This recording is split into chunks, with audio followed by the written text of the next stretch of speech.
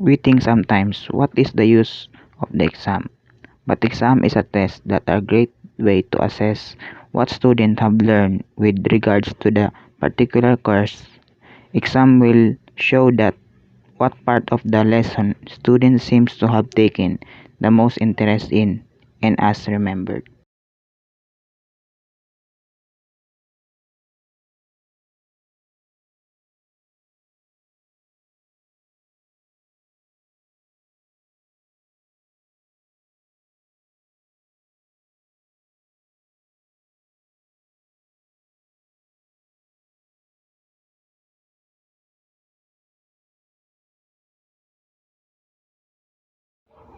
The first exam is all about comparing countries. This exam will make us identify the different culture of other country.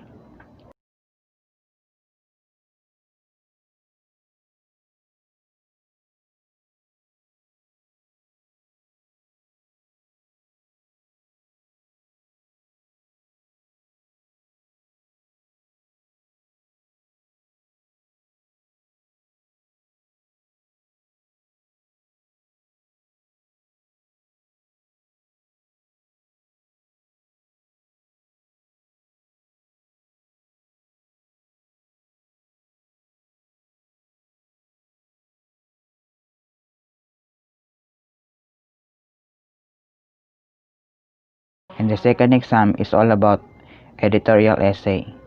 This exam is a groupings. Groupings will also teach us how to be cooperative and make chemistry to produce a nice editorial exam.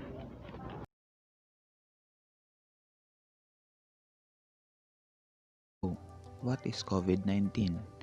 COVID-19 is an infectious disease by a newly discovered strain of coronavirus, a type of virus known to cause respiratory infections in humans. This new strain was unknown before December 2019, when an outbreak of pneumonia of an unidentified cause emerged in Wuhan, China. COVID-19 is a viral illness and currently does not have a vaccine. The best way to prevent illness is to follow the WHO recommended protocols and practice social distancing. The virus is thought to spread to mainly from person to person when an infected person coughs or sneezes, or by touching infected surfaces and then touching your eyes, nose, mouth, or face. Some who are infected with COVID-19 may not experience symptoms. Those with symptoms may experience a fever or cough or trouble with breathing or severe respiratory illness. The treatment for COVID-19 is generally rest, drinking fluids, and medication. You can protect yourself from the transmission of the virus by washing your hands often, avoiding close contact with others, staying home if sick, covering coughs and sneezes with your elbow, and cleaning and disinfecting frequently touched surfaces daily. Since we don't have a vaccine for corona, we have to socially engineer our behavior to act like a social vaccine. This simply means two things: not getting infected and not infecting others. This virus is not a joke. Please follow our government protocols to save you and our nation. Be at home and break the chain of this coronavirus. Have a healthy day.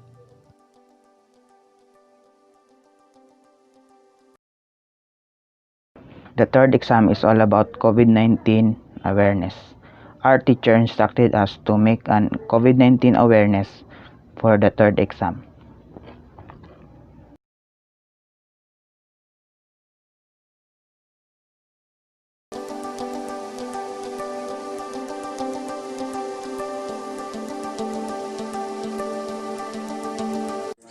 Today we'll talk about the social distancing. COVID-19 pandemic has spread all over the world. People are asked to follow social distancing to reduce the close contact among each other. Social distancing is an effective way to slow down the spread of coronavirus. It has become the need of the time.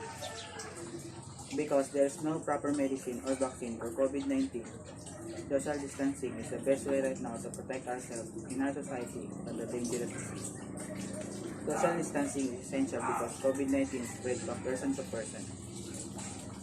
People are asked to stay at home as much as possible and avoid crowded places to follow social distancing. When people are out, they are asked to maintain at least 1 to 2 meters among each other. Wearing of mask is mandatory. Schools, colleges, restaurants, cinema halls, shopping malls, and all other public places are closed to avoid gathering of people.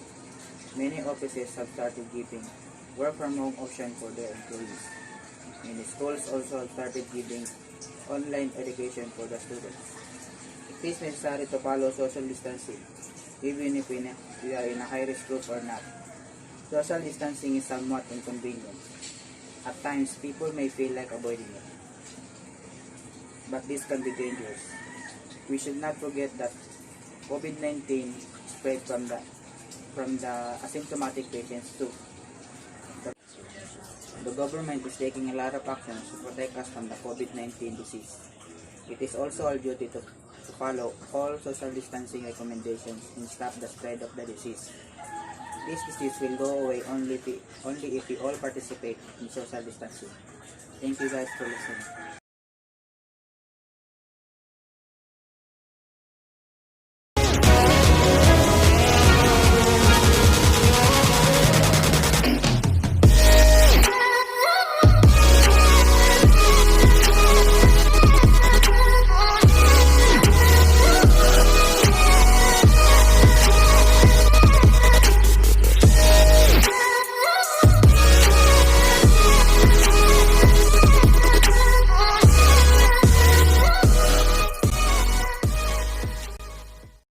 I got promoted months ago as a Chief Executive Officer and President in this prestigious company. Being one in this corporate world is such a challenge on my part. I work through day and night to grab this once-in-a-lifetime most sought-after position. Many envy me when I formally receive such promotion, but time and time again I humbly and confidently said to myself, I deserve it. God, God in His most perfect time placed me in this position.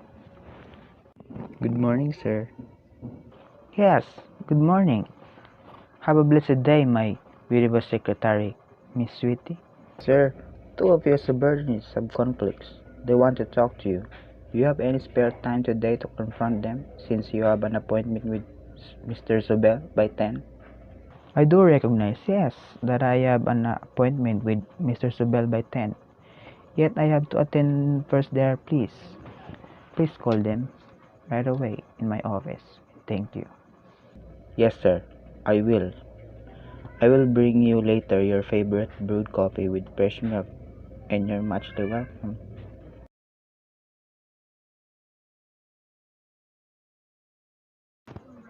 I, being your boss, has the responsibility to look after the welfare of my subordinates. After all, I want to maintain a healthy working environment and atmosphere, as well as the work ethics and characteristics, smoothly transcend above all efforts and endeavors by the good of our company. Sir, Mr. Chavez accused me of having an illicit affair with a married close friend of mine and spreading a malicious gossip to other employees here, which I abhor the most. Yes, sir, I may say true, but Miss Chinky once placed me in an ignominious situation one day in the cafeteria, telling everyone around her in her table that I wooed her, and she turned me down. Wanting to venture, I understand your situation, Mr. Chavez. However, you have to think twice, thrice, and many times before doing it.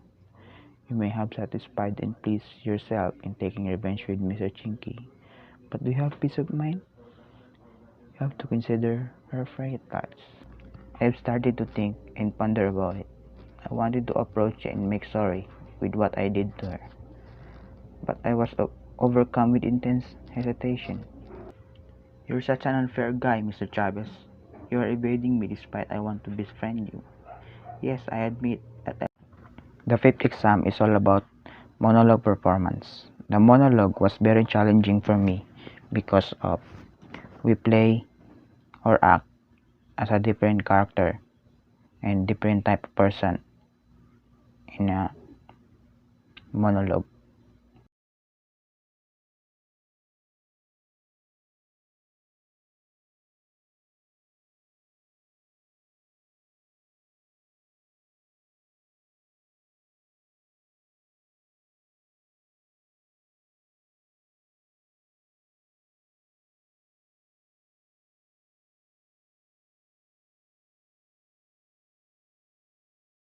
The 6th and 7th exam. This exam will focus on the student on how to gather data and create a research on the topic that given to us.